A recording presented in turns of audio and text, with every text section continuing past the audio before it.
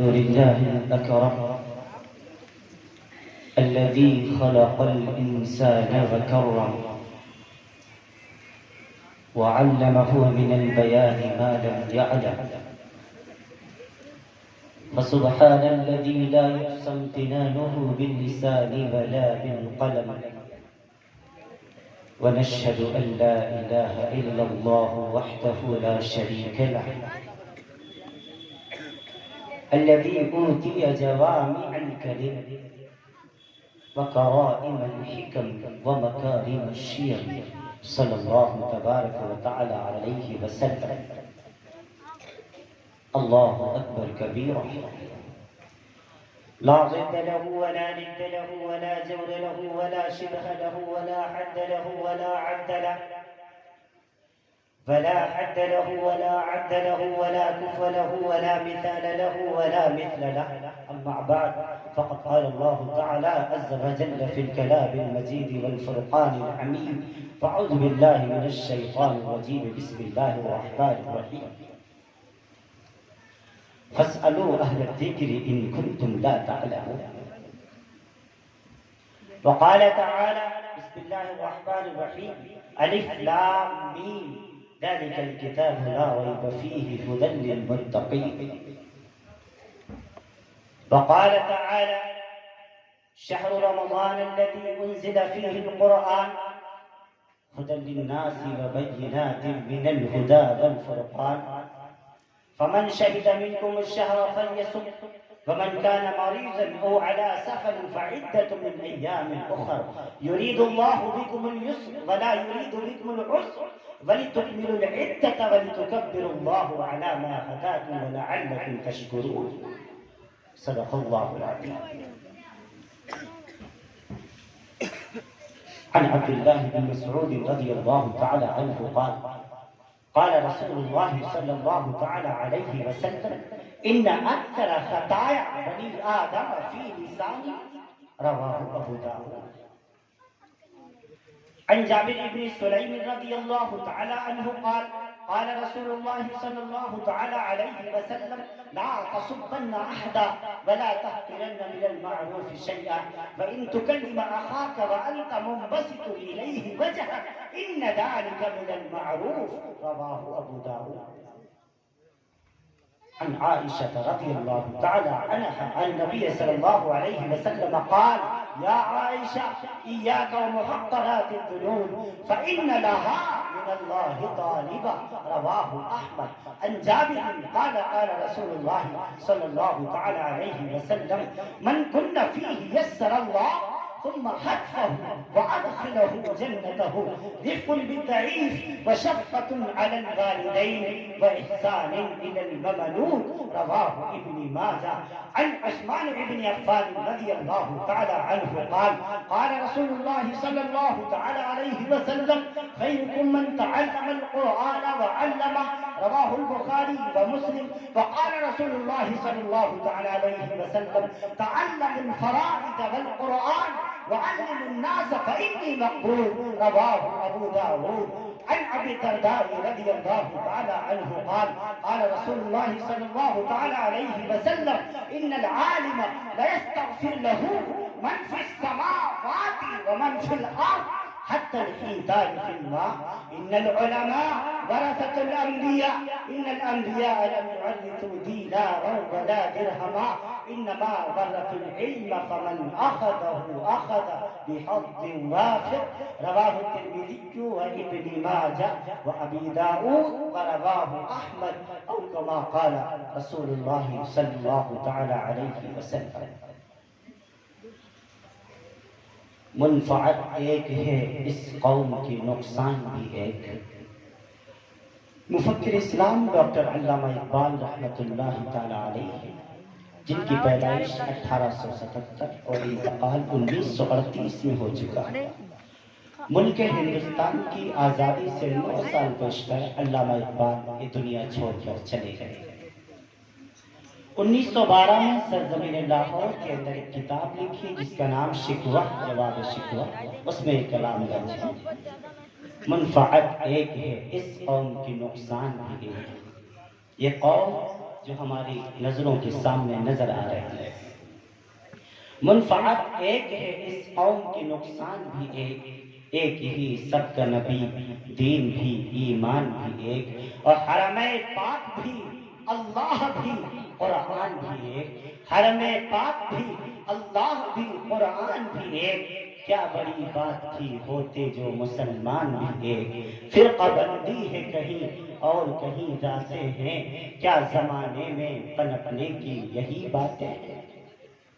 اور اقبال کہتا ہے حقیقت خرافات میں کھو گئی، حقیقت خرافات میں کھو گئی، یہ امت روایات میں کھو گئی۔ حقیقت خرافات میں کھو گئی، یہ امت روایات میں کھو گئی۔ لبھاتا ہے دل کو کلام خطیب، تقریر تو بڑی اچھی کر رہا ہے، وعظ تو بڑا شاندار ہے، نصیحت کے الفاظ کہہ رہا ہے۔ لبھاتا ہے دل کو کلام خطیب، مگر لذت شوق سے بے نصیب۔ کیوں بجھی عشق کی آگ اندھیر ہے، مسلمان نہیں راکھ کا ڈھیر ہے۔ اور اقبال پیغمبر اسلام رسول عربی محمد مصطفیٰ صلی اللہ علیہ وسلم کے پیارے صحابہ کے بارے میں فرماتا ہے، ہم ہیں آپس میں غضبناک، وہ آپس میں رحیم۔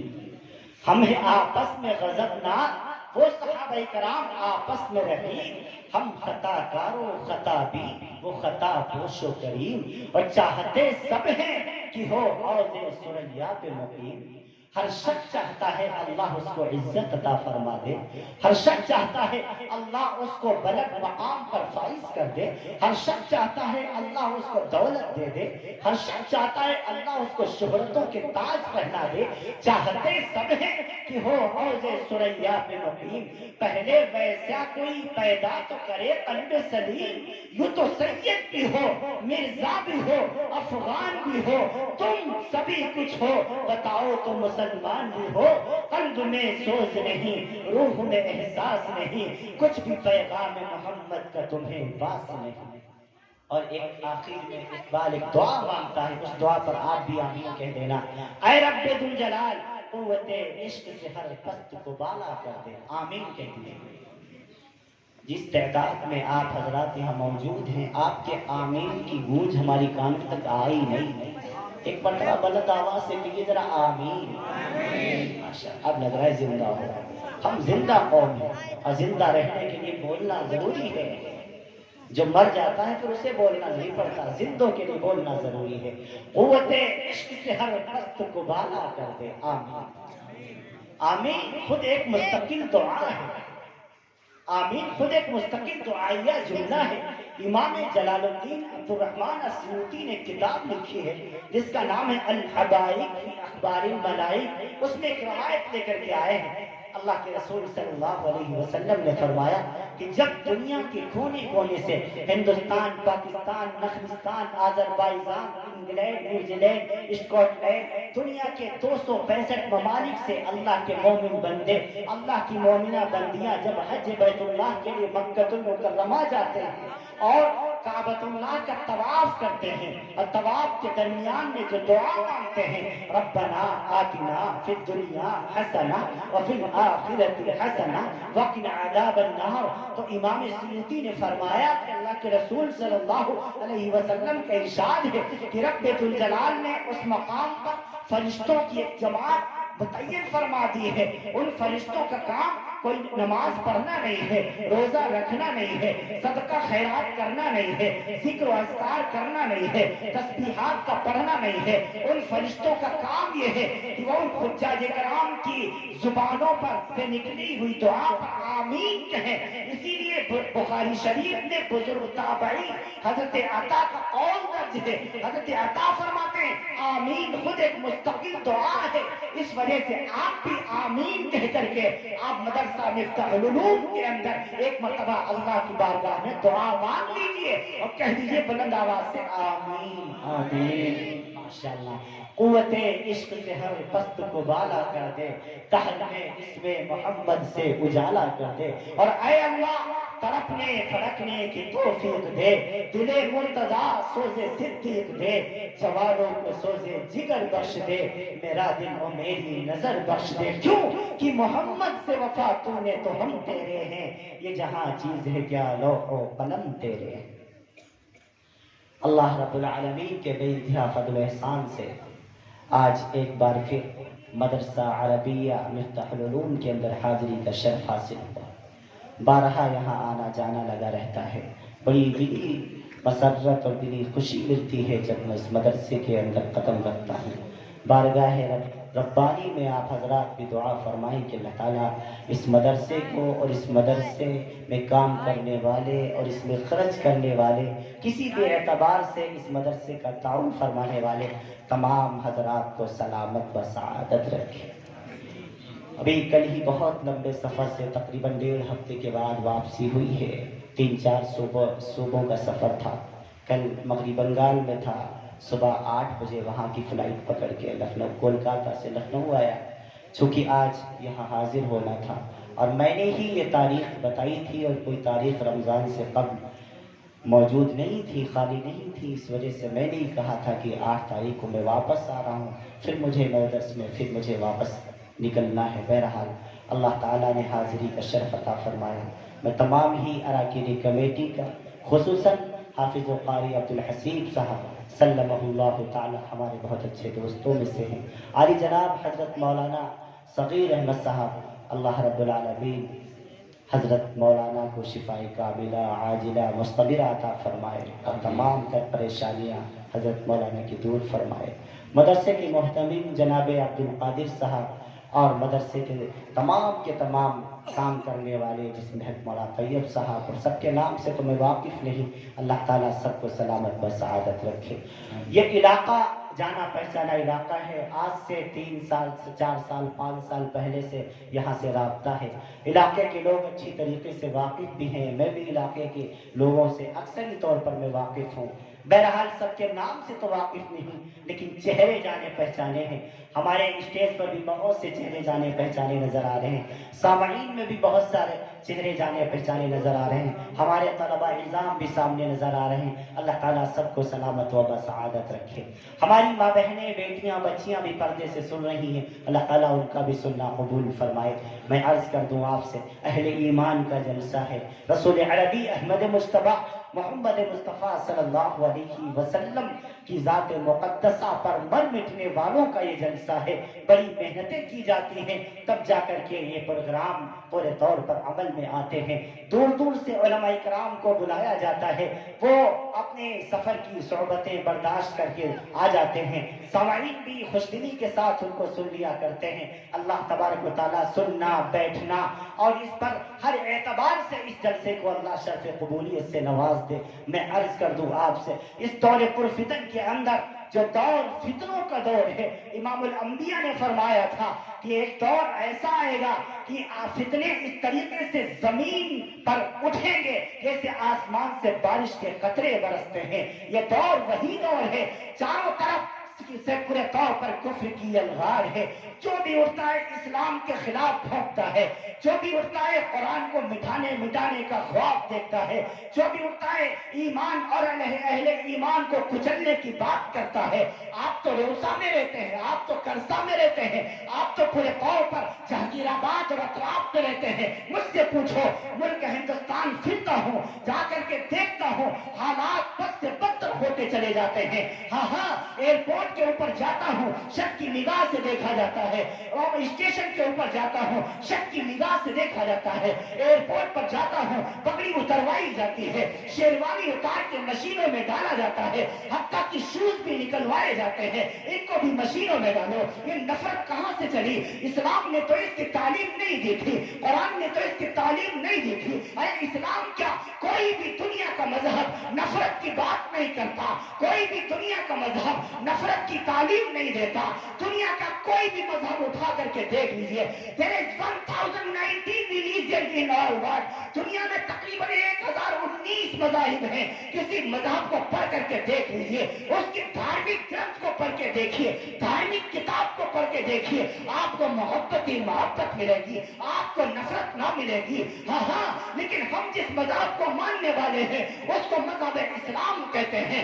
اسلام ہمیشہ محبتوں کی بات کرتا ہے، اسلام ہمیشہ امن کی بات کرتا ہے، شانتی کی بات کرتا ہے، اسلام دہشت کے خلاف آواز اٹھاتا ہے۔ ان مدرسوں کے اندر محبت پڑھائی بھی جاتی ہے، محبت سکھائی بھی جاتی ہے۔ محبت کیسے کی جاتی ہے؟ ہاں انسانیت کے ساتھ کیسا سلوک کیا جاتا ہے یہ مدرسے میں بتایا جاتا ہے۔ ماں کے ساتھ کیسے رہنا ہے مدرسے میں سکھایا جاتا ہے۔ بیٹی کے ساتھ کیسے رہنا ہے مدرسے میں سکھایا جاتا ہے۔ بھائی کے ساتھ کیا برتاؤ کرنا ہے یہ مدرسے میں سکھایا جاتا ہے۔ اے مدرسوں کو دہشت گردی کا اڈا کہنے والوں، اسلام کو دہشت گردی کا مذہب کہنے والوں، سنو، اسلام کا پیغام پیغام انسانیت ہے، اسلام کا پیغام پیغام آدمیت ہے، اسلام کا پیغام پیغام شفقت ہے، اسلام کا پیغام پیغام اخوت ہے، اسلام محبتوں کی بات کرتا ہے، اسلام نفرتوں کو جڑ سے مٹانے کی بات کرتا ہے۔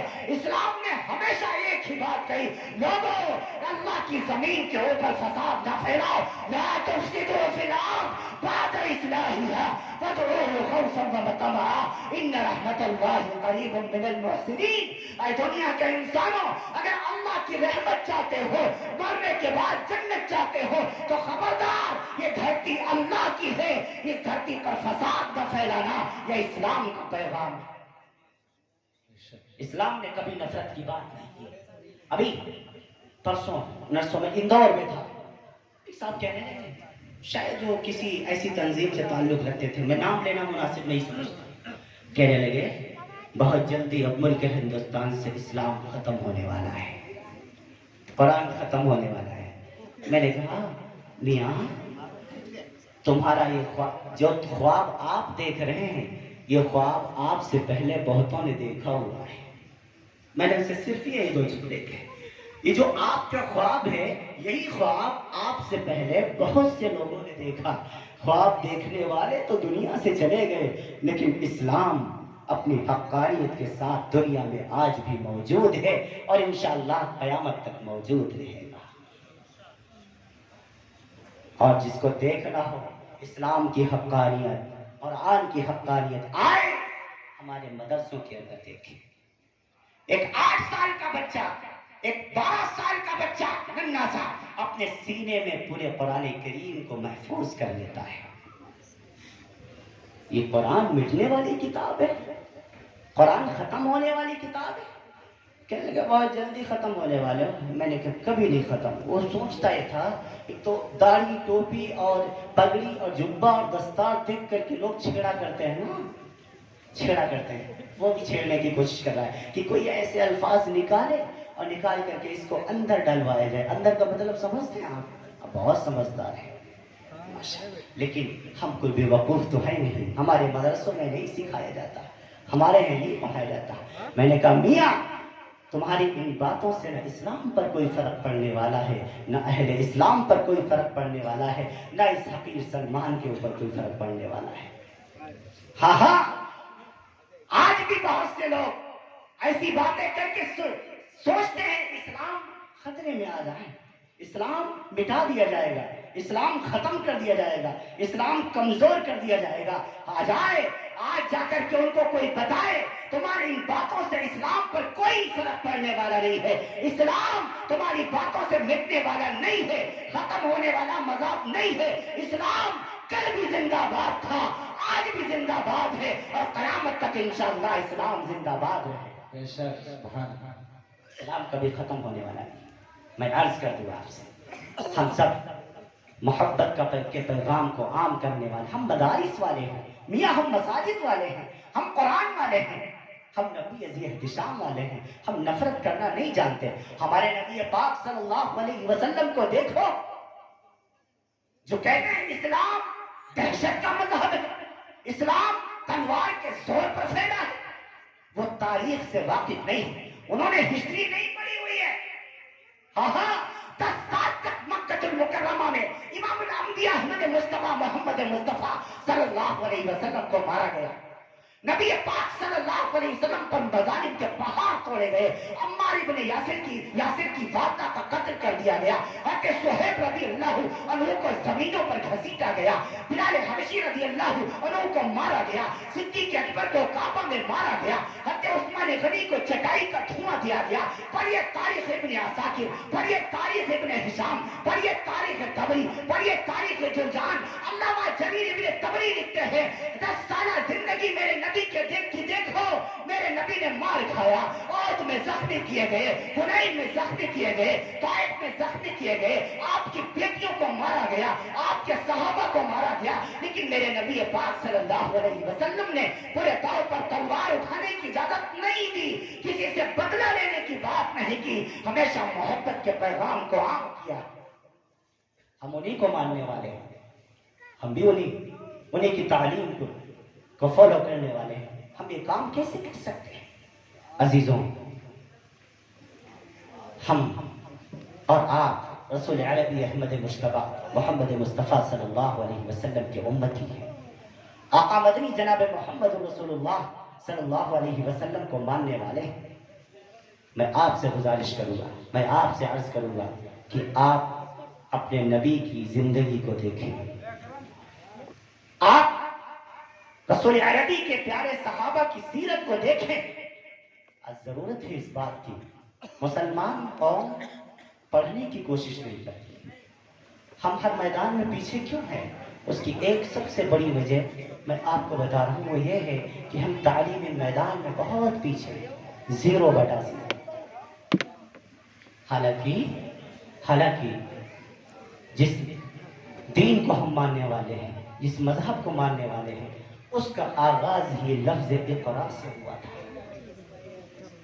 آپ پڑھیں، تفسیروں کا آپ مطالعہ فرمائیں، رسول عربی صلی اللہ علیہ وسلم پر قرآن کریم کی جو سب سے پہلی آیت نازل ہوئی، اس آیت کے اندر اللہ رب العالمین نے نماز کا طریقہ نہیں بتایا، روزے کی فرضیت کا اعلان نہیں کیا۔ اس آیت کریمہ کے اندر رب ذوالجلال نے صدقہ خیرات کرنے کی ترغیب نہیں دی۔ اس آیت کے اندر اللہ رب العالمین نے مسلمانوں کو پڑھنے کا حکم دیا ہے، اقرا، پڑھو۔ ظاہراً یہ بات تو جبرائیل امین سید الملائکہ ہیں اور سید الرسل سے فرما رہے ہیں، لیکن تمام کے تمام مفسرین کا اس بات پر اتفاق ہے۔ امام المفسرین علامہ راضی نے تفسیر کبیر میں لکھا، علامہ آلوسی نے روح المعانی میں لکھا، علامہ ثناء اللہ پانی پتی نے تفسیر مظہری میں لکھا کہ اس سے مراد تمام کی تمام انسانیت ہے، یہ مسلمان ہیں، اہل ایمان ہیں، اہل اسلام ہیں، جن کو رب فرمائے رہا ہے اے لوگوں، اے دنیا کے انسانوں، اے اپنے آپ کو نبی کا غلام کہنے والوں، اپنے آپ کو نبی کا عاشق کہنے والوں، قیامت پر یقین رکھنے والوں، اللہ اور اس کے رسول پر یقین رکھنے والوں، ہاں اقرا، پڑھو، تعلیم حاصل کرو، تعلیمی میدان میں آگے آؤ، پڑھو، تعلیم حاصل کرو۔ یہ تمام کے تمام انسانوں کو رب ذوالجلال پیغام دے رہا ہے۔ ہم کتنا پڑھتے ہیں؟ ہم نے تو مدرسوں کو اتنا کمزور بنا دیا۔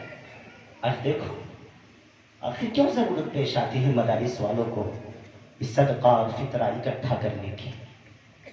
آخر کیوں ضرورت پیش آتی ہے مدارس کے ذمہ داروں کو، مدارس کے محتمل کو، مدارس اسلامیہ کے صدر المدرسین کو باقاعدہ طور پر کہ وہ رشید لے کر کے در پر پورے طور پر جا کر کے چندے کی بھیک مانگے؟ کیوں ضرورت پیش آئی؟ کیا ان کا عہدہ، ان کا مقام ایک انگلش میڈیم میں پڑھانے والے ایک ٹیچر سے کم ہے؟ ان کو تو ٹھاٹ سے 20-25 ہزار تنخواہ بھی مل رہی ہے۔ بہترین اس اکیڈمی کا نظام بھی چل رہا ہے، بچوں کے پاس پریسز بھی موجود ہیں، ان کے پاس کتابیں بھی موجود ہیں، ان کے پاس بستے بھی موجود ہیں، آنے جانے کے لیے گاڑیوں کا انتظام ہے۔ مدرسوں والوں سے پوچھو ان کے پاس کیا ہے؟ خاص سے زندگی گزار رہے ہیں۔ چاہیے تو یہ تھا کہ آپ کے علماء موجود پورے طور پر مضبوط ہوتے، آپ کے مدرسے مضبوط ہوتے، آپ کے مدرسے میں پڑھانے والا ایک مدرس مضبوط ہوتا، لیکن ہم نے ان تمام کے تمام مدارس کی خدمت کرنے والوں، قرآن کریم کی خدمت کرنے والوں کو اتنا زیادہ کمزور کر دیا کہ بیچاروں سے ان کا حال جا کر کے پوچھو۔ کتنے ایسے مدرسے میں پڑھانے والے مدرس ہیں جن کا فون میرے پاس آتا ہے، وہ مجھ سے کہتے ہیں حضرت آپ کا بیان مدرسے میں ہے، ذرا مدرسے کے ذمہ داروں سے کہہ دیجئے ذرا سی تنخواہ میں اضافہ فرما دیں۔ ہاں رشتہ داری میں شادیاں ہوتی ہیں، ہم اپنی بیوی کو لے کر کے وہاں نہیں جا پاتے، کیوں؟ اس کے پاس اچھے کپڑے نہیں ہیں۔ ہم اپنے بیٹوں کو لے کر کے، اپنی بیٹیوں کو لے کر کے اس گھر میں نہیں جا سکتے، کیوں؟ وہاں تو سارے لوگ آئیں گے، اچھے اچھے کپڑے پہنے ہوں گے، لیکن ہماری بچیوں کے پاس اچھے کپڑے نہیں ہیں۔ کتنے ایسے مدرس ہیں جن کے فون منبر رسول پر بیٹھا ہوں، اللہ کی ذات کی قسم کھا کے کہتا ہوں میرے پاس سینکڑوں فون روزانہ آتے ہیں۔ ہم نے کتنا کمزور کیا ہوا ہے۔ یہ تو انبیاء کے وارث ہیں، یہ مدرسے تو رسول اللہ کے گھر، ہم ان کی حفاظت کرتے، ہم ان کی تمام تر ضروریات کا ہم انتظام کرتے، یہاں پڑھنے والے اور پڑھانے والوں کو کسی چیز کی دقت نہ ہوتی۔ ہاں میں صرف اس مدرسے کی بات نہیں کر رہا، میں اپنے ملک ہندوستان میں پورے طور پر تقریباً 95,000 سے زائد مدرسے ہیں، میں تمام مدرسوں کی بات کر رہا ہوں کہ ہمارے مدارس اتنے مضبوط ہو گئے۔ آج ان مدرسے میں پڑھنے والے بچوں کو دیکھو، ہاں ان مدرسے میں پڑھانے والے اساتذہ کو دیکھو، ہم تو گھر میں کھاٹ سے پڑے رہتے ہیں، ہماری بیٹے، ہماری بیٹیاں، ہماری بیوی ہمارے گھر کے اندر ہفتے میں 2 مرتبہ بکرے کا گوشت کھاتے ہیں۔ ان بیچارے طالب علموں سے پوچھو، ان بیچارے پڑھانے والوں سے پوچھو، ان کو ٹھیک سے دال بھی نصیب نہیں ہوتی۔ یہ اللہ کا قرآن پڑھنے والے ہیں، یہ نبی کی حدیثیں پڑھنے والے ہیں، ہاں یہ ٹوٹی ہوئی چٹائی پر بیٹھ کر کے روکھی اور سوکھی روٹی کھا کر کے اور پتلی پانی سی دال کھا کر کے پھر بھی راتوں میں اٹھ کر کے تمہارے لیے اور ہمارے لیے دعائیں کرتے ہیں۔ آپ نے کبھی اندازہ لگایا اگر کوئی 1,500 روپے اگر مدرسے کو عنایت کر دیتا ہے، وہ اپنے آپ کو حاتم طائی کباب سمجھنے لگتا ہے کہ میں تو سب کچھ دے دیا اس کو۔ عزیزوں، ہم اور آپ کچھ نہیں دے سکتے۔ ان طالب علموں کی عظمت، ان کو پڑھانے والوں کی عظمت، ہاں آج ایک ڈانسر، ایک مشاعرہ پڑھنے والا شاعر، ہاں اسٹیج پر ایک فحاشہ عورت آ کر کے ایک رات کا پورے طور پر 1.5 لاکھ روپے لے کر کے جاتے ہیں، اور آپ دینے والے ہیں ان کو، آپ کے کانوں پر کیوں نہیں ریکھتی؟ اور آپ کا اگر مدرس اور آپ کے بیٹے کو اللہ کا قرآن پڑھانے والا، آپ کے بیٹے کو دین پڑھانے والا، شریعت اسلام سمجھانے والا مدرس اگر 15,000 10,000 کی بات کرتے تو آپ پورے طور آپ کے دل پر گرا گزرتی۔ ہاں اسی لیے میں اکثر کہا کرتا ہوں، جو قوم اسٹیج پر ناچنے والوں کو ایک رات میں 1.5 لاکھ روپیہ دے دے اور مدرسے میں پڑھانے والے مدرس کو 10,000 بھی نہ دے پائے، اس قوم میں ناچنے والے ہی پیدا ہوں گے، اللہ کا قرآن پڑھانے والے پیدا نہیں ہوں گے۔ ہمیں اس بات کو سمجھنا ہوگا۔ یہ باتیں میں بڑی درد سے کہہ رہا ہوں، یہ مت سمجھیے گا مجھے عنوان دیا گیا ہے، یہ مت سمجھیے گا مدرسے کے ذمہ داروں نے یا کسی نے مجھ سے کہا ہے کہ آپ اس ٹاپک پر بات کیجئے، نہیں، میں ملک ہندوستان میں محسوس کر رہا ہوں اس بات کو۔ آپ ان علماء کو کمزور مت کیجیے، ہر اعتبار سے ان کی مدد کیجیے، ہر اعتبار سے ان مدرسوں کی حفاظت کیجیے، ورنہ ایک دن آئے گا ہم سے نعمتیں چھین لی جائیں گی۔ کیوں؟ رب ذوالجلال کا فرمان یہ ہے، ہاں اللہ کی سب نعمتیں ہیں نا، جتنے علماء نظر آ رہے ہیں، حفاظ نظر آ رہے ہیں، قاری قرآن نظر آ رہے ہیں، طالب علموں کے مسکراتے ہوئے چہرے نظر آ رہے ہیں، یہ سب اللہ کی نعمت ہے، سب اللہ کی نعمت ہے۔ اور خوب یاد رکھنا، رب ذوالجلال کا فتویٰ ہے، ایک مولوی سلمان کا فتویٰ نہیں، کسی مدرسے سے جاری کی ہوا اس کے لیٹر پیڈ پر لکھا ہوا فتویٰ نہیں، یہ قرآن کریم کا فتویٰ ہے۔ لئن شکرتم لازیدنکم ولئن کفرتم ان عذابی لشدید۔ جو میری نعمتوں پر میرا شکر ادا کرتا ہے، ہاں ہاں اس کی نعمتوں میں اور اضافے کرتا ہوں۔ ولئن کفرتم، امام المفسرین علامہ راضی نے تفسیر کبیر میں یا کفر کے دو معنی بیان فرمائے ہیں، ایک انکار کرنے کا، دوسرے شکریہ ادا نہ کرنے کا۔ فرمایا فَلَئِن كَفَرْتُمْ إِنَّ عَذَابِي لَشَدِيدٌ، جو میری نعمتوں کی قدر نہیں کرتا میں اس سے ان نعمتوں کو چھین لیا کرتا ہوں اور ایسوں کو نعمتیں دیتا ہوں جو اس کی قدر کرتے ہیں۔ عزیزوں یہ نعمتیں ہیں ساری، یہ مدرسہ اللہ کی نعمت ہے، مسجدیں اللہ کی نعمت ہیں، یہ علماء اللہ کی نعمت ہیں، حافظ اللہ کی نعمت ہیں، طالب علم اللہ کی نعمت ہیں۔ ہم ان کی قدر کرنا سیکھیں ورنہ رب ہم سے نعمتوں کو چھین لے گا۔ جو رب نعمتیں دینا جانتا ہے وہ رب نعمتیں چھیننا بھی جانتا ہے۔ یہ بہت دور کی بات نہیں کر رہا ہوں، میں آپ کے قریب یہاں سے تقریباً 350-400 کلومیٹر دور ایک ضلع پڑتا ہے جو صوبہ یو پی کا بارڈر ہے، اس کے بعد بہار شروع ہو جاتا ہے، کشی نگر اس ضلع کا نام ہے۔ اکثر میرا وہاں دورہ ہوا کرتا ہے۔ ابھی چند ہفتے قبل میرا ادھر کا دورہ ہوا، گورکھپور کے علاقے میں پڑتا ہے۔ مفتی سعید صاحب بنات کا مدرسہ چلاتے ہیں، لڑکیوں کا مدرسہ۔ الحمدللہ تقریباً 250 طالبات وہاں زیر تعلیم ہیں اور وہ اللہ کا قرآن اور نبی پاک کی حدیث پڑھ رہی ہیں۔ بڑا اچھا وہاں تعلیمی نظام چل رہا ہے۔ آپ کے مدرسے عربیہ مفتاح العلوم کا بھی تعلیمی نظام بڑا شاندار ہے، بارہا یہاں آنا جانا رہتا ہے، میں بخوبی اس سے واقف ہوں۔ میں عرض کر دوں آپ سے، تو حضرت نے ایک عجیب چیز، عجیب بات بتائی۔ مولانا مفتی سعید صاحب نے کہنے لگے مولانا یہاں سے چند کلومیٹر دور کچھ گاؤں ایسے ہیں جہاں ایک بھی حافظ نہیں، ایک بھی عالم نہیں، ایک بھی قاری نہیں، ایک بھی مفتی نہیں۔ وہاں اگر کسی کا انتقال ہو جائے جنازہ پڑھانے والا کوئی موجود نہیں ہے، نہ وہاں جمعے کی اذان نماز ہوتی ہے، نہ وہاں پورے طور پر ظہر اور عصر اور مغرب کی نماز ہوتی ہے۔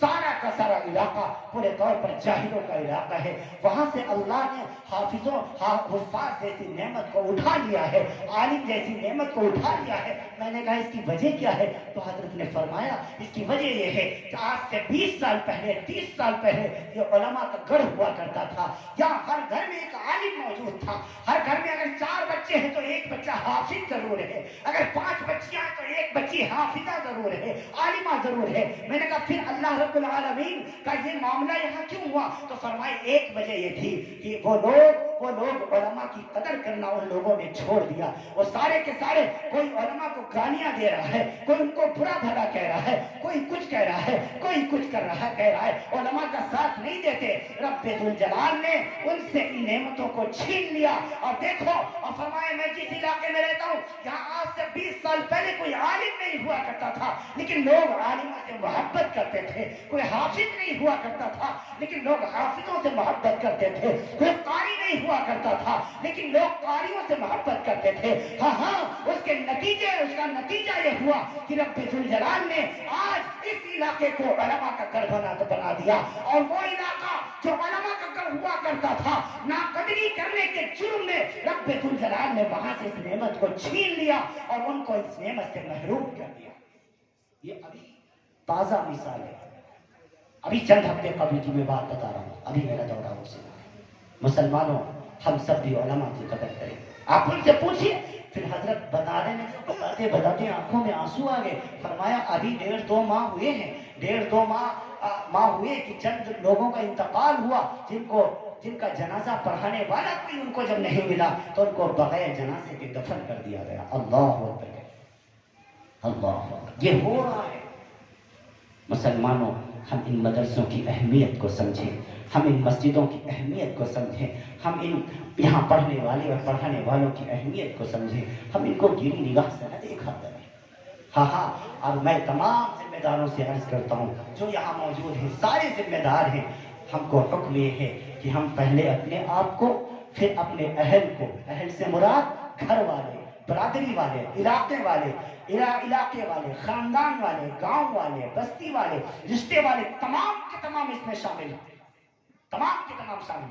رب ذوالجلال کا فرمان، یا ایھا الذین آمنوا، اے ایمان والو، اے کلمہ پڑھنے والوں، اے اپنے آپ کو نبی کا عاشق کہنے والوں، اے اپنے آپ کو نبی کا غلام کہنے والوں، قوا انفسکم، پہلے اپنے آپ کو، واہلیکم، اس کے بعد اپنے تمام کے تمام چاہنے والے کو، نارا، جہنم کی آگ سے بچاؤ۔ کون سی جہنم کی آگ؟ فرمایا وقودها الناس والحجارہ، جس کا ایندھن انسان اور پتھر ہے، اس سے بچانے کا حکم فرمایا۔ کیا؟ آگ سے بچانے کا حکم۔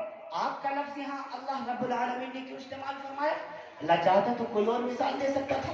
آگ کا لفظ، اس میں ایک پوائنٹ ہے، اس میں ایک پوائنٹ ہے، ایک اللہ تعالیٰ نے ایک راز چھپا رکھا ہے۔ اللہ معلوسی نے روح المعانی میں لکھا، اللہ تعالیٰ سمجھانا یہ چاہتا ہے، رب بتانا یہ چاہتا ہے۔ اے دنیا کے انسانوں، رب نے نارا یعنی آگ کا لفظ اس وجہ سے استعمال فرمایا تاکہ دنیا کا ہر انسان بہانے نہ بنا پائے۔ دنیا کا کوئی باپ اپنی اولاد کے بارے میں بہانے نہ بنا پائے، دنیا کا کوئی بھائی اپنی بہن کے بارے میں بہانے نہ بنا پائے، دنیا کی کوئی ماں اپنی بیٹی کے بارے میں بہانے نہ بنا پائے۔ کیا مطلب؟ نارا فرمایا اے لوگوں، تم اپنی اولادوں کو، اپنے اہل کو، اپنے چاہنے والوں کو، اپنے گھر والوں کو جہنم کی آگ سے بچاؤ بچاؤ بچاؤ۔ یہ حکم ہے قرآن کریم کا۔ یہ آگ کا لفظ کیوں فرمایا؟ اس میں ایک مثال دی رب ذوالجلال نے، ایک پوائنٹ، ایک راز چھپا ہوا۔ وہ کیا فرمایا؟ اگر ہمارا بیٹا دنیا میں آگ جل رہی ہو اور ہمارا بیٹا اس آگ کی طرف بڑھنے لگ جائے تو ہم اپنے بیٹے کو زبانی بنا کریں گے، بیٹا ادھر نہ جا، آگ سے تیرا ہاتھ جل جائے گا۔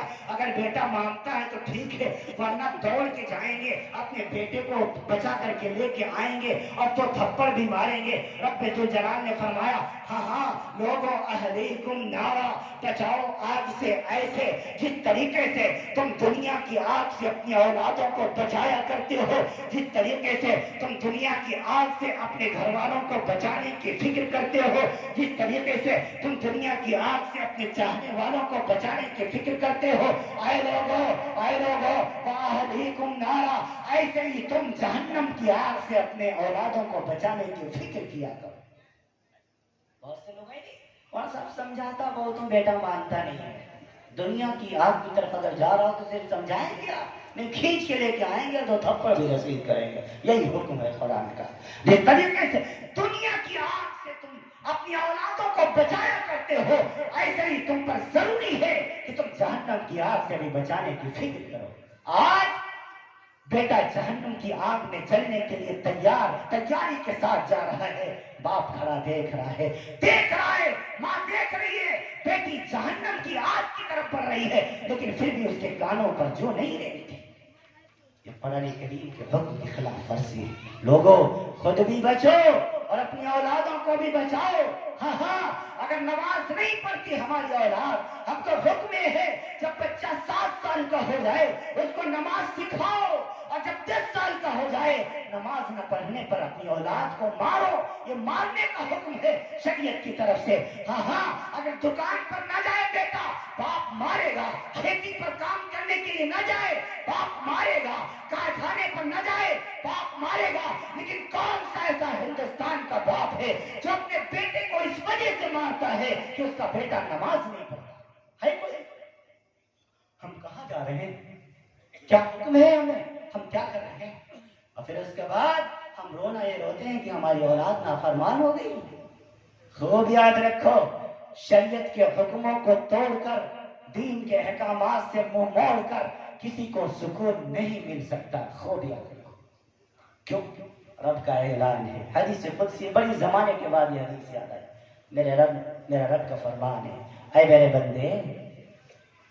بندے، ہاں اگر تو میری نہیں مانے گا، میرے ساتھ بغاوت کرے گا، میرے نبی کی شریعت پر نہیں چلے گا، دولت مانگے گا دے دوں گا، دولت مانگے گا دے دوں گا، عزت مانگے گا دے دوں گا، شہرت مانگے گا دے دوں گا، بیوی مانگے گا دے دوں گا، بچے مانگے گا دے دوں گا، سب کچھ دے دوں گا، لیکن تجھ سے 2 چیزیں میں چھین لوں گا۔ اللہ! کیا؟ کس کو فرما رہا ہے؟ جو اللہ کی نہیں مانتا۔ کس کو فرما رہا ہے؟ جو رسول اللہ کی نہیں مانتا۔ اے میرے بندے، اگر تو میری نہیں مانے گا، جو کچھ مانگے گا سب دے دوں گا، لیکن دو چیزیں تو اس سے چھین لوں گا۔ اللہ وہ دو چیزیں کیا ہے؟ میرا رب فرماتا ہے تیرے دل کا، تیرے بدن کا سکون چھین لوں گا۔ سب کچھ ہونے کے باوجود بھی تجھے راتوں میں نیند نہیں آئے گی، تجھے سونے کے لیے نیند کی گولیاں کھانی پڑے گی۔ اب کیا فرمایا؟ اگلا حصہ سنو، اگلا پارٹ سنو۔ اے میرے بندے، اگر تو میری مان کے چلے گا، اگر تو میری مان کے چلے گا، تیرے پاس دولت نہیں تو کیا ہوا، تیری عزت نہیں تو کیا ہوا، شہرت نہیں تو کیا ہوا، بیوی اچھی نہیں تو کیا ہوا، بیٹے اچھا نہیں کما رہے تو کیا ہوا، ان کی جاب اچھی نہیں تو کیا ہوا، میرے بندے تیرے پاس کچھ نہیں ہوگا، لیکن تیرا رب تجھے دو چیزیں عطا کرے گا۔ اللہ وہ چیزیں کیا ہے؟ میرا رب فرماتا ہے راہ تو قلبک و بدنک، میں تیرے دل کو، تیرے بدن کو سکون دے دوں گا۔ تیرے پاس کچھ نہیں ہوگا، لیکن تیرے دل کو اور بدن کو سکون دے دوں گا۔ تجھے رات میں میٹھی نیند آئے گی، تجھے میٹھی نیند سلا دوں گا۔ ہم سب کو سکون چاہیے نا؟ ہر کوئی دولت کیوں اختیار کرتا ہے؟ حرام و حلال کی تمیز کیوں نہیں رکھتا؟ تاکہ اس کو سکون ملے، تاکہ اس کو سکون ملے۔ ہم سب سکون چاہتے ہیں نا؟ تو اگر سکون چاہتے تو نسخہ تو بتا دیے شریعت میں، کیا کریں؟ ہم اللہ کی مان کے چلیں، رسول اللہ کی مان کے چلیں، نبی کے احکامات کی ہم پابندی کریں، انشاءاللہ ہم اللہ ہمارے دل کو، ہمارے بدن کو سکون عطا فرمائے۔ کریں گے انشاءاللہ؟ ہاں، ایک اور گزارش کہ آپ اپنی اولادوں کی فکر کیجیے، آپ اپنی اولادوں کے بارے میں بہت زیادہ فکر مند ہو جائیے۔ آگے آنے والا دور خطروں سے بھرا ہے، آگے آنے والا دور اس دور سے زیادہ پرفتن ہے۔ آپ اپنی اولاد کو تیار کیجیے، ان کے ایمان کو مضبوط کیجیے، ہاں ان کو اور زیادہ اتنا مضبوط بنائیے دینی اعتبار سے، شرعی اعتبار سے، کہ دنیا کی کوئی طاقت وہ دنیا کے ہر ایک طوفان سے کا مقابلہ کر سکے، وہ دنیا کے کسی بھی طوفان سے خوف نہ کھائیں۔ آپ ایسے اپنی اولادوں کی تربیت کیجیے۔ ایک اور میں اپیل کروں گا، جتنے یہاں موجود ہیں، ہماری مائیں بہنیں بھی موجود ہیں، وہ بھی سنیں۔ ہم بہت شکایت کیا کرتے ہیں نا کہ ہمارا بیٹا پڑھنے میں اچھا نہیں ہے، وہ پڑھتا ہے لیکن بھول جاتا ہے، بہت شکایت کیا کرتے ہیں۔ ہمارے بیٹی کی عادت ٹھیک نہیں ہے۔ آپ مولویوں کے پاس تعویذ کے لیے پہنچتے ہیں، آپ بزرگوں سے دعا کراتے ہیں، بے شک آپ کروائیے، میں منع نہیں کرتا، لیکن احادیث میں اللہ کے رسول صلی اللہ علیہ وسلم کا فرمان ہے، ماں باپ کی دعا اولاد کے حق میں قبول ہوتی ہے۔ اسی لیے میں کہا کرتا ہوں، اسی حدیث سے استدلال کرتے ہوئے کہ اے لوگوں، تم خود اپنی اولادوں کے لیے دعائیں کیا کرو۔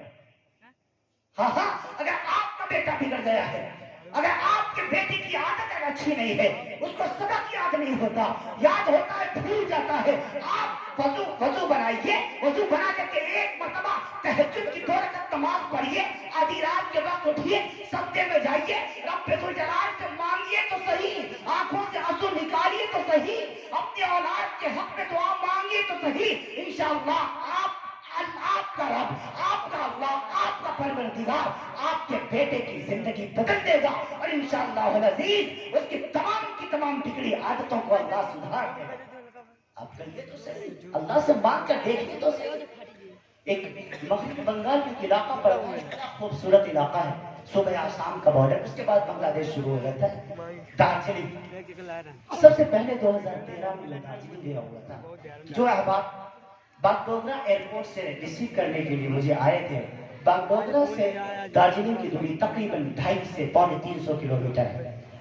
وہ لوگ بائی کار مجھے ریسیو کرنے کے لیے بڑی شاندار گاڑیاں وہ لوگ لے کر کے آتے ہیں، الحمدللہ بڑی محبت فرماتے ہیں علماء کرام سے۔ تو دوران سفر انہوں نے ایک عجیب بات بتائی، یہ بھی سننے کے قابل ہے۔ فرمانے لگے، حضرت جی ہمارے علاقے میں ایک شخص ایسے ہیں جو آج سے 15 سال پہلے کوئی ایسا دنیا کا گناہ نہیں تھا جو نہ کرتے ہوں، لیکن آج آپ ان کو دیکھ لیں گے تو آپ حیران رہ جائیں گے، یقین نہیں کریں گے کہ یہ شخص 15 سال پہلے ایسا ہو سکتا ہے۔ میرے دل میں آئے کاش ان سے ملاقات ہو جائے۔ میں نے کہا ذریعہ کیا ہے، ان سے ملاقات کیسے ہو سکتی ہے؟ فرمایا اللہ تعالیٰ نے پہلے سے انتظام کر دیا ہے، باہر سے آنے والے تمام مہمانان کرام کی دعوت آج انہوں نے ہی کر رکھی ہے. ان کا نام میاں اعزاز ہے، اعزاز ملک ان کا نام ہے، اور انہوں نے آپ کی بھی دعوت کی ہے. جتنے باہر سے مہمان آ رہے ہیں سب کی دعوت انہوں نے کی. میں نے کہا الحمدللہ، اللہ رب العالمین کا احسان ہے جو ملاقات کا ذریعہ بن گیا. پھر کیا ہوا، جب وہاں بیان کے بعد جب ہم لوگ کھانا کھا چکے، کھانا کھانے کے بعد جب بیٹھے مہمان خانے میں تو خود میاں اعجاز میرے پاس آئے. اب میں ان کا چہرہ دیکھ رہا ہوں، ماشاءاللہ سنت کے مطابق چہرے پر داڑھی سجائی ہوئی ہے، بہترین سنتی لباس ہے، لباس سنت کے مطابق ان کے کپڑے ہیں، اور باقاعدہ نمازیں بھی ساتھ ہی میں انہوں نے ادا فرمائی. میں بڑا حیران ہوا جا رہا ہوں کہ یہ شخص 15 سال پہلے ایسا ہو بھی سکتا ہے کہ کوئی گناہ کرتا ہوگا. اب جب کھانے سے فارغ ہو گئے تو خود میرے پاس آئے. حضرت جی آپ بڑی دور سے آئے ہیں، ہزاروں کلومیٹر کا سفر کر کے آئے ہیں، آپ یو پی سے تعلق رکھتے ہیں. میرے دل میں آتا ہے کہ میں آپ کو اپنی کہانی سناؤں. میں تو اس انتظار میں تھا ہی کہ کیسے بھی حضرت جی اپنی کہانی سنائیں تو صحیح، تاکہ میں اس کو سنوں، تاکہ میں خود عبرت حاصل کروں اور کچھ اپنے بھائیوں کو بھی بتا سکوں. پھر وہ بتانے لگے، کہنے لگے کہ آج سے 15 سال پہلے میری زندگی گناہوں سے بھری ہوئی تھی. ماں باپ کو بہت گالیاں دیتا تھا، ماں کو بھی گالیاں دیتا تھا، مارتا تھا، پیٹتا تھا. باپ کے ساتھ بھی میرا سلوک ایسے ہی تھا. میں نماز نہیں پڑھتا تھا. زندگی میں نے ایک مرتبہ روزہ رکھا، اور روزہ رکھنے کے بعد میں نے اس روزے کا افطار شراب کے گھونٹ سے کیا. یہ ان کی حالت تھی. کہا حضرت جی ہر وقت میں نشے میں مست رہتا تھا. ہندوستان کے اندر کوئی شراب کا برانڈ موجود ہو اور میرے کمرے میں نہ ہو، ایسا نہیں ہو سکتا تھا. میرا کمرہ، میرا روم شراب کے بوتلوں سے بھرا پڑا تھا. ہاں ساری زندگی گناہوں میں لپٹ تھی. میں سنتا چلا جا رہا ہوں. پھر کہنے لگے کہ میری ماں نے میرے والد نے میری شادی کرا دی. میری بیوی بڑی نیک تھی، وہ میرے لیے اللہ سے دعائیں کیا کرتی تھی، مجھ کو بڑا سمجھایا کرتی تھی، میری ہدایت کی رب سے بھیک مانگا کرتی تھی، لیکن میں سدھرنے والوں میں سے نہیں تھا. اللہ نے مجھے ایک بیٹا عطا فرمایا. اس بیٹے کا نام ہم نے بڑی محبت سے محمد رکھا، لیکن پتہ نہیں رب کی کیا مرضی تھی. بچپن سے وہ گونگا ہو گیا، زبان سے محروم ہو گیا، بول نہیں سکتا تھا. 10 سال کا ہو گیا میرا بیٹا، لیکن زبان سے بول نہیں سکتا تھا. بس مجھے رب سے غصہ آ گیا، میں رب کا باغی بن گیا. ہاں میں رب کو گالیاں دینے لگا. لیکن میرے جو بڑے بھائی تھے وہ علماء سے بڑی محبت کرنے والے. ایک دن ہمارے گھر میں ایک جگہ سے دور سے ایک عالم صاحب آئے. ان عالم صاحب سے میری ملاقات میرے بھائی نے کرائی. جب میں ان سے ملاقات کو پہنچا تو ایک شراب کی بوتل میری بدن میں دبی ہوئی تھی، دوسری شراب کی بوتل میرے منہ کو لگی ہوئی تھی. انہوں نے مجھے سلام کیا، میں نے جواب میں ان کا سلام کا جواب نہیں دیا بلکہ ان کو گالیاں دی. ان کی آنکھوں میں آنسو آئے. انہوں نے مجھے کوئی بد دعا نہیں دی. ہاں پھر کیا ہوا فرمانے لگے. وہ جب وہ چلنے لگے تو انہوں نے کہا میاں اعجاز یہ کون ہے؟ میں نے کہا یہ میرا بیٹا ہے. انہوں نے فرمایا اچھا تمہارا بیٹا یہ بولتا کیوں نہیں؟ میں نے کہا اللہ نے اس کو اس نعمت سے محروم کر دیا ہے، اللہ نے اس کو اس نعمت سے محروم کر دیا ہے. تو مولانا صاحب نے کہا میرے پاس ایک ڈاکٹر صاحب کا نمبر موجود ہے، آپ ان ڈاکٹر صاحب کا نمبر لے لیجئے. ہاں شاید اس کے ذریعے سے اللہ شفا پہنچا دے. میں نے جتنی گالیاں میں دے سکتا تھا میں نے ان کو دی، ان کے ڈاکٹر کو دی. نہیں چاہیے تمہیں میرا مشورہ، نہیں چاہیے مجھے تمہارا مشورہ، نہیں چاہیے مجھے تمہارا ڈاکٹر. وہ یہ بڑبڑاتے ہوئے فرماتے ہیں کہ میں باہر چلنے لگا تو آخر میں ان کے چند جملے میرے کانوں میں پڑے. انہوں نے فرمایا میاں اعجاز تم دنیا کے ڈاکٹروں کو بہت دکھا چکے، دنیا کے ڈاکٹروں سے بڑی فریاد کر چکے. اب میرا دل کرتا ہے کہ تم اس ڈاکٹر سے جا کر کے فریاد کرو جو ڈاکٹروں کا ڈاکٹر ہے، جو ڈاکٹروں کو دنیا کے ڈاکٹروں کو پیدا کرنے والا ہے. اس اللہ سے ایک مرتبہ کہہ کر کے تو دیکھو. ہاں میں نے ان سے کہا وہ اللہ ملے گا کہاں؟ تو انہوں نے اشارہ کیا کہ مسجد میں ملتا ہے. میں چونکہ جاہل تھا، میں تو دین سے واقف نہیں تھا، شریعت جانتا نہیں تھا، قرآن جانتا نہیں تھا، ایمان جانتا نہیں تھا. میں تو ہمیشہ شراب کے نشے میں مست رہتا تھا. مجھے سمجھانے کے لیے انہوں نے کہہ دیا کہ مسجد میں اللہ ملتا ہے. ان کے بعد میرے دماغ میں گھومنے لگی. عشاء کا وقت ہو چکا تھا. میں اسی شراب کے نشے کی حالت میں مسجد کے اندر آ گیا. وہاں نماز ہو رہی تھی. سارے نمازیوں کو مارنا شروع کر دیا. سارے واپس نکل گئے. ہاں اندر سے میں نے کنڈی بند کر لی اور سیدھا سے اندر اندر جا کر کے شراب کی دونوں بوتلوں کو منبر کے دائیں بائیں رکھ دیا اور سیدھا لیٹ گیا.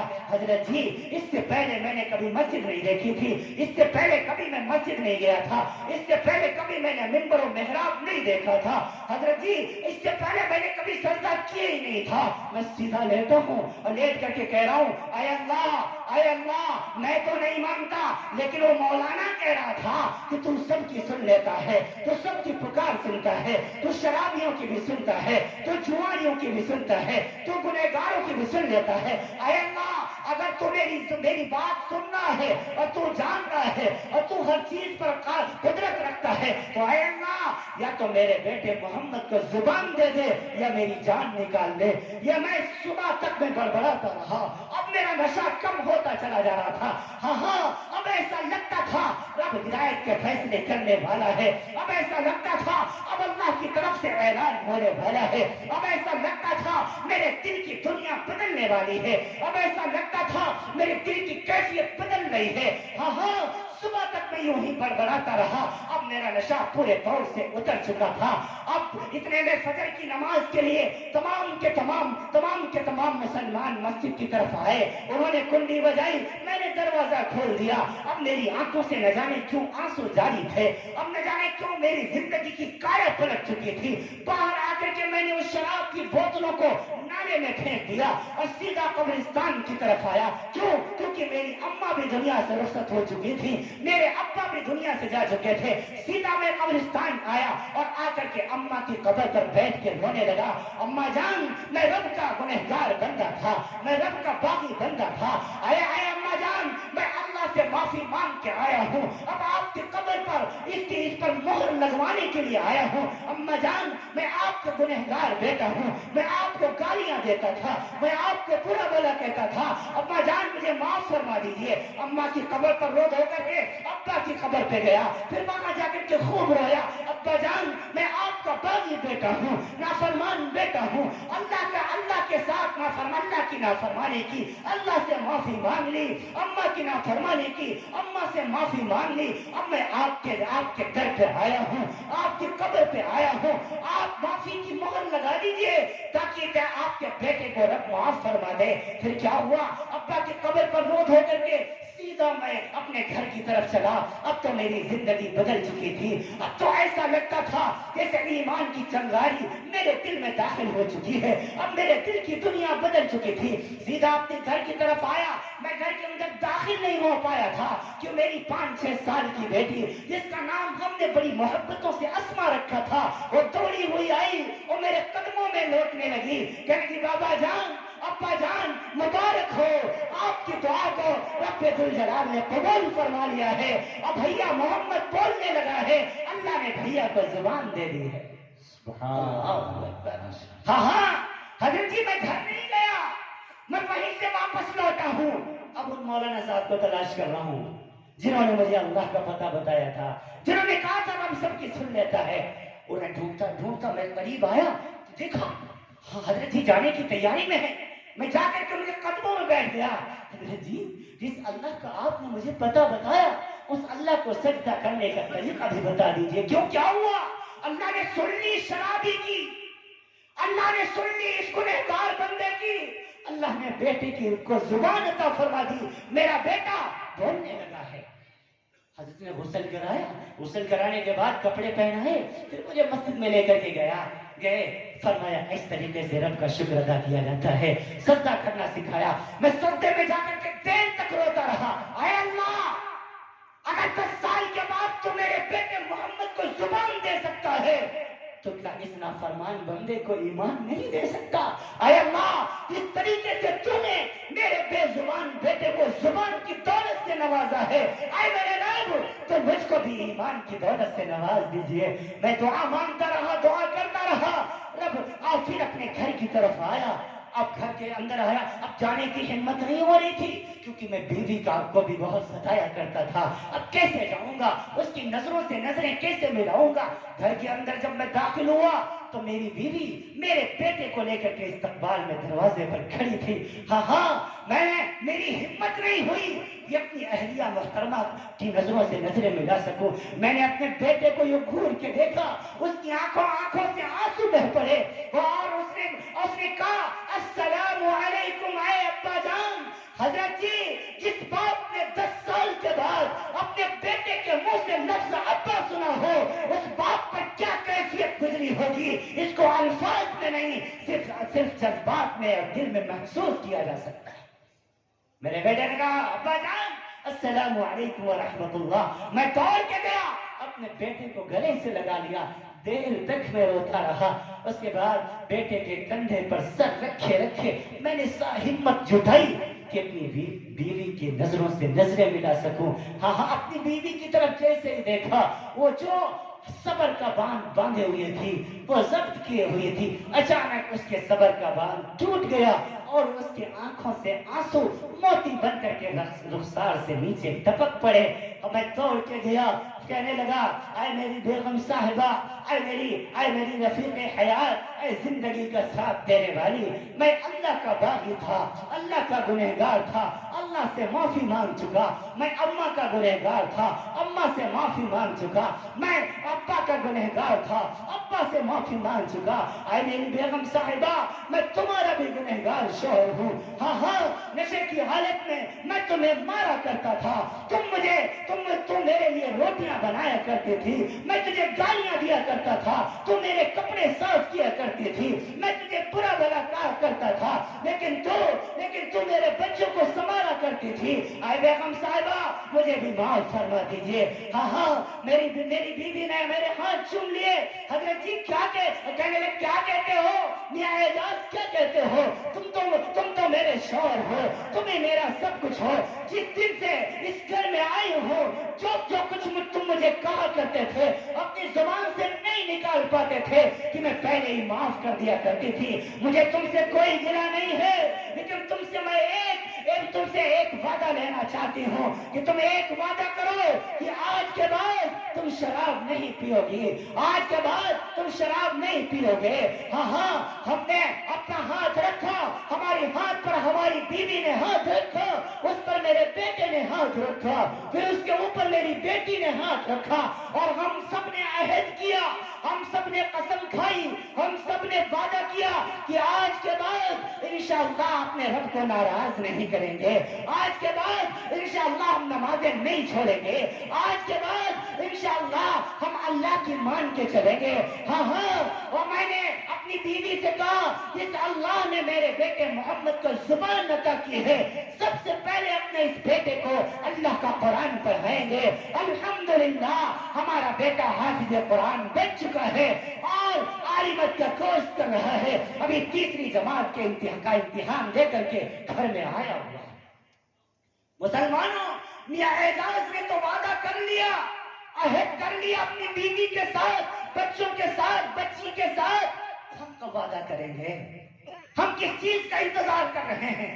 ہم کب اللہ سے عہد کریں گے کہ انشاءاللہ ہم اپنے رب کو ناراض نہیں کریں گے؟ ہم کب وعدہ کریں گے انشاءاللہ اب رمضان کے روزے نہیں چھوڑیں گے؟ ہم کب اللہ سے عہد کریں گے کہ انشاءاللہ تراویح نہیں چھوٹے گی؟ اب انشاءاللہ ہم پورے طور پر ہم دین کا کوئی کام، کسی کام میں پیچھے نہیں رہیں گے۔ ہم کس چیز کا انتظار کر رہے ہیں؟ یہ وعدہ کرنے کی ضرورت ہے کہ نہیں ہے؟ ارے بولو ہے کہ نہیں ہے؟ ہم سب وعدہ کریں کہ انشاءاللہ العزیز آج کے بعد ہم اپنے رب کو ناراض نہیں کریں گے۔ سارے وعدہ کرتے ہیں انشاءاللہ، پیچھے والے نہیں کرتے وعدہ؟ ہاں سارے وعدہ کرتے ہیں۔ اللہ آپ سب کے ہاتھوں کی لاز رکھ لے۔ آخر میں عرض کر رہا ہوں، آپ اپنے بیٹوں کی اچھی تربیت کیجیے، اپنی ماں کا خیال رکھیے، اپنے باپ کا خیال رکھیے، اگر وہ موجود ہیں تو مجھ سے پوچھو۔ اس وقت میں آپ کے اگر والدین موجود ہیں، میں آپ سے زیادہ بہت زیادہ بدنصیب ہوں، کیونکہ اللہ نے باپ کی دولت بھی لے لی، ماں کی نعمت بھی لے لی۔ ہاں میں اکثر آیا کرتا تھا یہاں۔ اب 12 جون 2022 کو میری ماں بھی مجھے چھوڑ کے چلی گئی۔ اب میرے پاس یہ دولت نہیں ہے، اگر آپ کے پاس موجود ہے آپ اس کی قدر کیجئے۔ اگر آپ کے پاس بہنیں موجود ہیں آپ بہنوں کی خبر گیری کیجئے۔ بہنوں کے ساتھ بڑا عجیب معاملہ کیا جا رہا ہے ہمارے ملک کے اندر۔ بس بہت جلدی میں اپنی بات سمیٹنے کی کوشش کر رہا ہوں، چند منٹ کے اندر میں اپنی بات ختم کر رہا ہوں، کیونکہ پھر بہت لمبی بات ہو جائے گی۔ میں عرض کر دوں آپ سے، آپ اپنی بہنوں کا خیال رکھیے۔ ہمارے ملک ہندوستان کے اندر بہنوں کے ساتھ بڑا عجیب معاملہ کیا جاتا ہے، ان کی خبرگیری نہیں کی جاتی۔ جس دن باپ کا جنازہ گھر سے اٹھتا ہے اس دن بہنیں باپ کے جنازے کا پایا پکڑ کر بہت رویا کرتی ہیں۔ ایک بہن سے میں نے پوچھا بہنا کیوں رو رہی ہے؟ وہ کہنے لگی میرے باپ کا جنازہ گھر سے اٹھ گیا، اب مائکے سے میرا رشتہ ٹوٹ جائے گا، اب بھائی اس گھر کا دروازہ میرے لیے بند کر دیں گے۔ عزیزوں مت کہنے دیا کرو اپنی بہنوں کو، ان کے منہ پر ہاتھ رکھ دیا کرو اور کہا کرو بہنا جب تک تیرا بھائی زندہ ہے اس گھر کے دروازے ہمیشہ تیرے لیے کھلے رہیں گے۔ ایک بہن کا میرے پاس فون آیا، ایک بہن کا میرے پاس فون آیا، رونے لگی، چل گیا حضرت جی ابا کو دنیا سے گئے ہوئے 4 ماہ گزر گئے، میں 4 بھائیوں کی اکلوتی بہن ہوں، بھائیوں نے مجھ سے رشتہ توڑ لیا، میں غریب ہوں، اب جب بھی فون لگاتی ہوں بہنیں اپنا فون، بھائی میرا فون نہیں اٹھاتے۔ یہ بات اس وقت میں ہر جلسے میں کہہ رہا ہوں، ہر جلسے میں اپیل کر رہا ہوں، کیوں؟ یہ اس بہن کی امانت ہے۔ اس بہن نے مجھ سے کہا تھا آپ تو ہندوستان پھرا کرتے ہیں، آپ تو جایا کرتے ہیں، جا کر کے میری یہ بات امت کے تمام بھائیوں تک پہنچا دینا تاکہ امت کی کسی بھائی کی بہن کی آنکھوں میں میرے علاوہ آنسو نہ آئے۔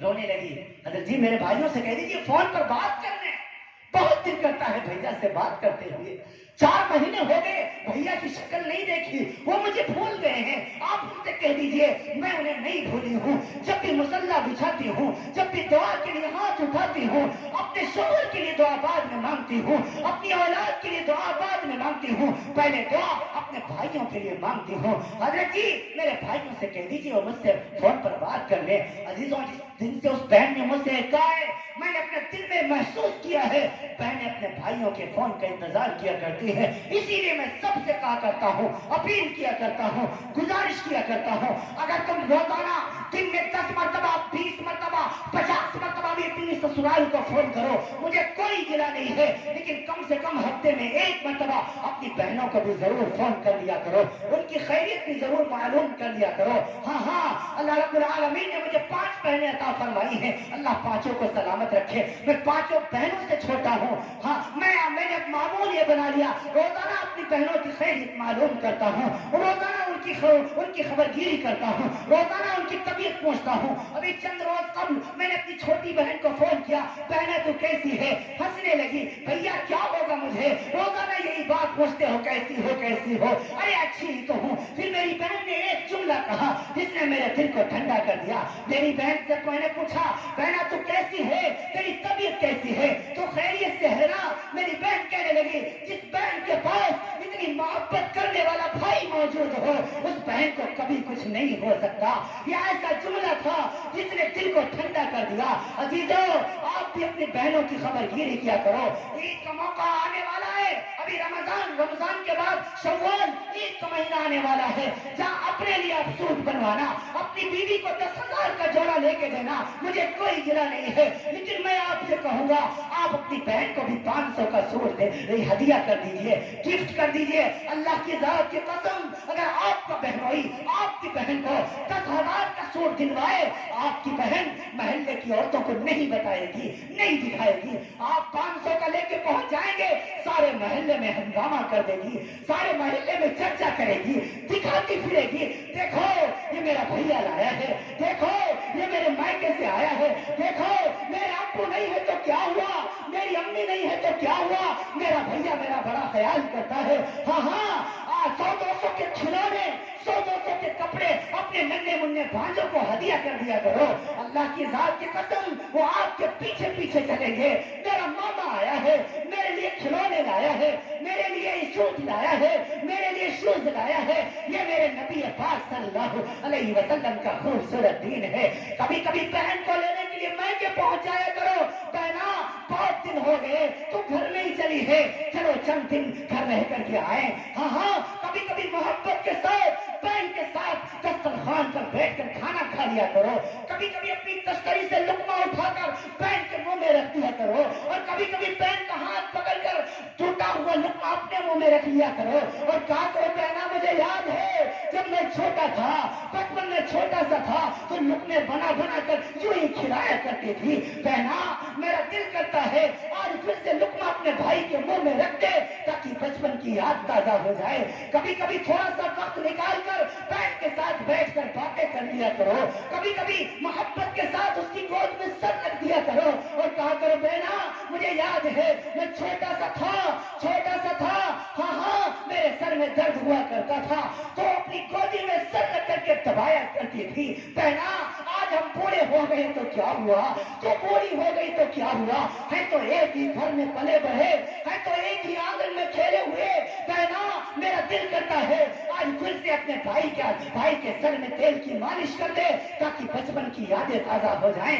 یہ نبی کا خوبصورت دین ہے. میرے نبی نے فرمایا اگر اللہ نے کسی کو 3 بہنیں دی ہوں اپنی بہنوں کی خبرگیری کرے, لکھائے پڑھائے, جب وہ بالغ ہو جائیں ان کا دیندار گھرانے میں ان کا رشتہ کر دے اور شادی کے بعد بھی ان پر خرچ کرتا رہے.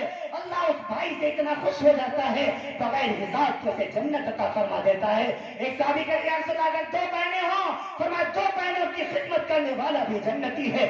مسند احمد میں یہ روایت موجود ہے. فرمایا 1 بہن کی خدمت کرنے والا بھی جنتی ہے.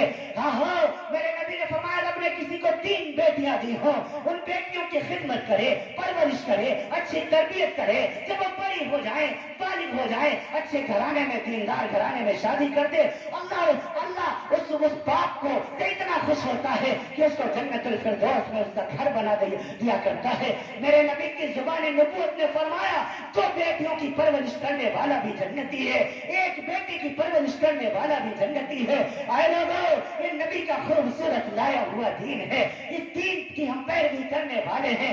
نبی کی سنتوں کو زندہ کرنے کی کوشش کرو, علماء کرام کی عزت کرو, مدارس کی خدمت کرو. ہاں خود بھی دین پڑھنے کی کوشش کرو, اپنی اولادوں کو بھی دین پڑھانے کی کوشش کرو. جتنی زندگی گزری سو گزری, جہاں سے ارادہ کر کے اٹھو, وعدہ کر کے اٹھو.